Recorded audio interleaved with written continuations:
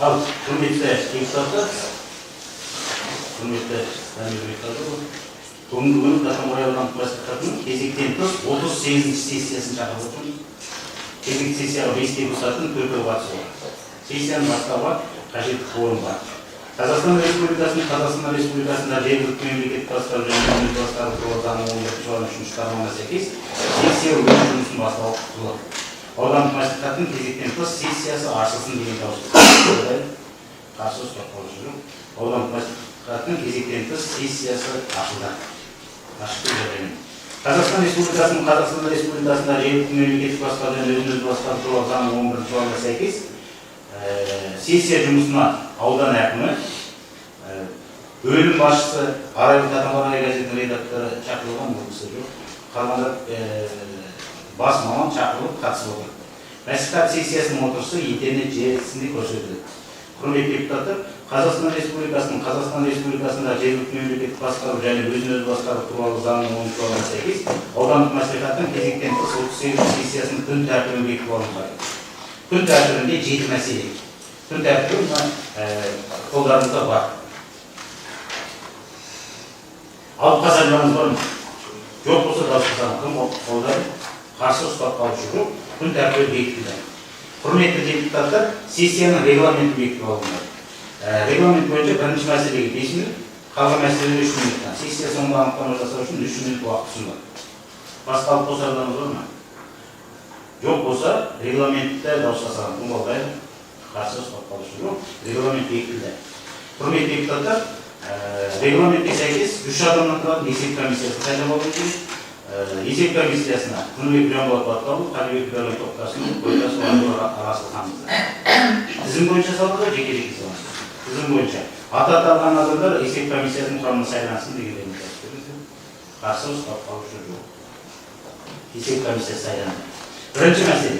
Катаморай аудандық мәслихатының 2023 жылғы 26 желтоқсандағы нөмір 10-134-8 әлеуметтік көмек көрсетудің мөлшерін белгілеудің және мұқтаж азаматтардың жекелеген санаттарының тізбесін айқындаудың қағидаларын бекіту туралы шешімге өзгеріс енгізу туралы мәселе қойылған. Осы бойынша сөз Әсия Марқызқызына берілген. Әсия Марқызқызы, сіз не себепті өзгертіп отырсыздар? Қысқаша айтып кетсеңіз. Катаморай аудандық мәслихатының 2023 жылғы 26 желтоқсандағы номер 10-134-8 әлеуметтік көмек көрсетудің мөлшерінің белгілеудің және мұқтаж азаматтардың жекелеген санаттарының тізбесін айқындаудың қағидаларын бекіту туралы шешімге өзгеріс енгізу туралы. Ана жерде енді 8-ші тармақ бойынша 3-ші, 5-ші, 6-ші, 7-ші тармақшалары алынып тастады. Ол 3-ші әлеуметтік маңызы бар аурулардың болуы, 5-ші жетімдік ата-ана қамқорлығынан болмауы, 6-шы жасынан егде тартуына байланысты өзіне өз күтім жасай алмауы, 7-ші бас бостандығынан айыру орындарынан босатуы, пробация қызметінің есебіне болуы. Осы неде алынып тастады. Өзгерісі елдерімізде осындер алынып тастады. Оларға сонда көмекті басқа заңмен келді. Оларда енді осыншы маусымдағы 5-20 правилалары сол бойынша өзгеріс енгізілді. Бұрын кісілер көмекті заявлениеге берілді.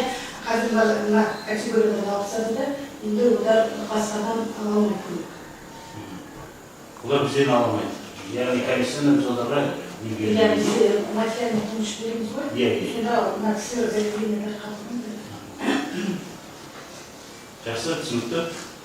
Сол шешім жобасына және бір бөлімді алып тастадық. Сол бойынша енді жауап жатқан ұсыныс бізге солай келіп отыр.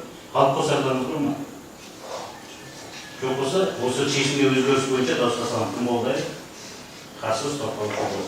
Енді ары қарай келесі. Катаморай ауданы әкімдігінің құқық бұзушылықтың алдын алу және қылмысқа қарсы күрес жөніндегі ведомстволық комиссияның дербес құрамы туралы. Оған өзгеріс енгізілген. Алдарыңызда бар. Ол жерде бұрын осы қазір жұмыстан кетіп қалған адамдар жұмыстан шығарылып, комиссиядан шығарылып, орнына басқа кісілер кіргізілді. Бұл не сіздердің алдарыңызда бар. Яғни Аслан Бауыржанұлы Аслан, Құсайын Фарқат, Айтқазин Елдос шығарылды да, оның орнына Гүлжан Төлегенова, Нұртас Айтасұлы, Балтабай Бауыржан Жұмақанович енгізілді. Осы шешім алып қосардан olur ма? Жоқ болса дауыстардан кім болды? Қарсы ұстап қалушы болды. Келесі. Қатымбай ауданы әкімдігінің дербес құрамына келісу туралы. Қатымбай ауданы әкімдігінің дербес құрамынан Қарабалин Нұрас Мұржабеков шығарылды да, оның орнына Құсайын Фарқат кіргізілді. Жұмыс тобына байланысты, екісі ауысты. Алып қосардан olur ма? Бұл енді маусым айында шыққан, біз шешімді сессия болғаннан қазір қабылдадық. Алып қосардан olur ма? Дауыс қосардан болды, қарсы ұстап қойшы жоқ. Келесі. Қатымбай ауданының шекара мәселелері жөніндегі үйлестіру кеңесінің құру туралы шешімде өзгеріс енгізу туралы. Ол да тағы Аслан Бауыржанның Құсайын Фарқат шығарылды, Балтабай Бауыржан хатшысы енгізілді және Ақсу ауылдық округінен Манашев Айқын енгізілді. Құрамын қарап алуыңыз болады. Алып қосарданыз жоқ ма? Жоқ, дауысқа санатың болғайды. Қарсы ұстап қалушы жоқ. Терроризмге қарсы комиссия құрылды. Терроризмге қарсы комиссия құру бойынша бізге ұсыныс енгізілген. Сіздердің қосымшаларыңызда бар, кім кімдер екендігі. Терроризмге байланысты комиссия құруды бекітеміз. Ол енді әкімдіктің қаулысымен құрылған, біз оны бекітуімізге алып қосардарыңыз бар ма?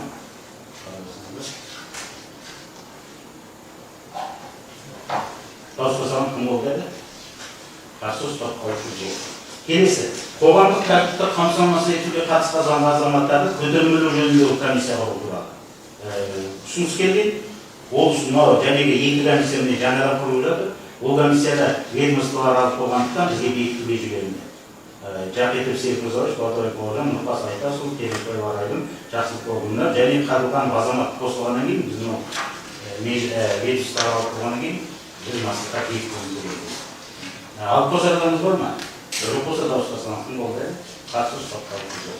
Енді келесі бізде міне өзіміздің құжат, ол Қатымбай аудандық мәслихатының аппарат мемлекеттік мекемесінің ережесі туралы. Бұны біз қайтадан бекітуіміз керек. Бұл жерде қазір өздеріңіз білесіздер, жергілікті мемлекеттік басқару және өзін-өзі басқару туралы заңға үлкен өзгерістер енгізілген. Сол жерде жәнегі аппарат басшысының қызметіне қосымша жүктемелер берілді. Енді мынадан қарап алғаныңыз болады. Бұрын аудандық мәслихаттың төрағасы барлық қаржылық басқару, аппаратты жәнегі жұмысқа алу, жұмыстан шығару, соның барлығын мәслихаттың төрағасы атқаратын. Енді қазіргі заңға байланысты оның құзыреттің барлығы аппарат басшысына берілді.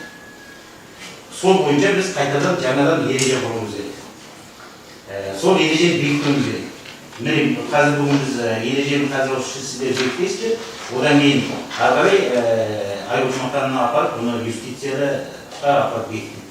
Содан кейін жаңа ереже бойынша жұмыс істейтін боламыз. Алып қосардарыңыз бар ма? Жоқ болса дауыс қосамын. Қарсысын тапталышы. Валиден де жоқ.